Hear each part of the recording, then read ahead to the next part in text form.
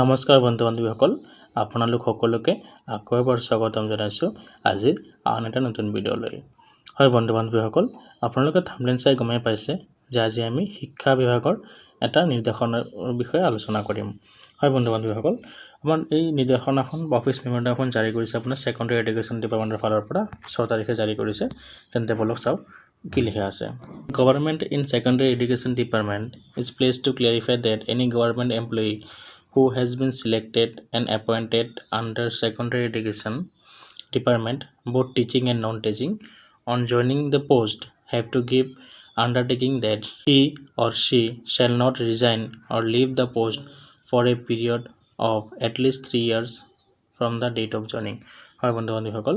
আপোনালোকে secondary education ডিপাৰ্টমেণ্টত যিসকল কৰ্মচাৰী অৰ্থাৎ টিচিং নন টিচিং উভয় চাকৰিত জয়েন কৰে আৰু তেখেতসকলে এটা আন্ডাৰটেকিং দিব লাগিব যে তেখেতসকলে 3 বছৰৰ ভিতৰত সেই চাকৰিটো এৰি না যায় আৰু লিখিছে a bond sign agreement between the appointing authority and the appointee for ensuring service of minimum period of 3 years after joining shall be executed হয় বন্ধু বান্ধৱীসকল এ লিখিছে যে আপুনি চাকৰি যেতিয়া যোগদান কৰিব তেতিয়া আপুনি সেকেন্ডাৰী এডুকেশ্যন ফালৰ লগত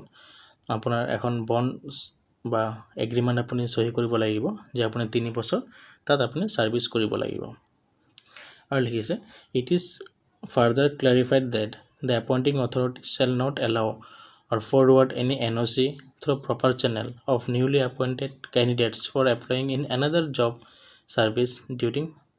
3 years period হয় বন্ধু বান্ধৱীসকল আপোনালোকে গমে পায় যে আপোনাৰ চৰকাৰী কৰ্মচাৰীসকলে বেলেগ বিভাগত চাকৰি আবেদন কৰিব লগা হলে বিভাগীয় কৰ্তৃপক্ষৰ ফালৰ পৰা NOC লৈ প্ৰপাৰ চেনেল থ্ৰু দি এপ্লাই কৰিব লাগে আৰু ইয়াত উল্লেখ কৰিছে যে বিভাগীয় কোনো কৰ্তৃপক্ষই NOC প্ৰদান কৰিবলৈ মানা কৰিছে আৰু প্ৰপাৰ চেনেলৰ থ্ৰু দি আবেদন কৰিবলৈ দিব মানা কৰিছে অৰ্থাৎ বন্ধুসকলৰ কথা এটো হল যে আপোনাৰ সেকেন্ডাৰী এডুকেশ্যন যেটো আপোনাৰ 14 মে তাৰিখে আপুনি নিযুক্তি হ'বলৈ গৈ আছে আৰু তাত যিসকল কেণ্ডিডেট আপুনি চাকৰি যোগদান কৰিব তেখেতকে এট লিষ্ট 3 ইয়াৰ্স আপুনি সাৰ্ভিস কৰিব লাগিব আৰু তাৰ বাবে আপুনি এগ্ৰিমেন্ট কৰিবলৈ হ'ব আৰু আপুনি 3 বছৰ চাকৰি কৰিবলৈ বাধ্য হ'ব তো বন্ধু বান্ধৱীসকল আজি নিউজটি এটোই আছিল ভিডিওটো ভাল লাগিলে লাইক শেয়াৰ আৰু সাবস্ক্ৰাইব কৰি দিব আৰু নিজৰ বন্ধু বৰ্গৰ মাজত ভিডিওটো শেয়াৰ কৰি দিব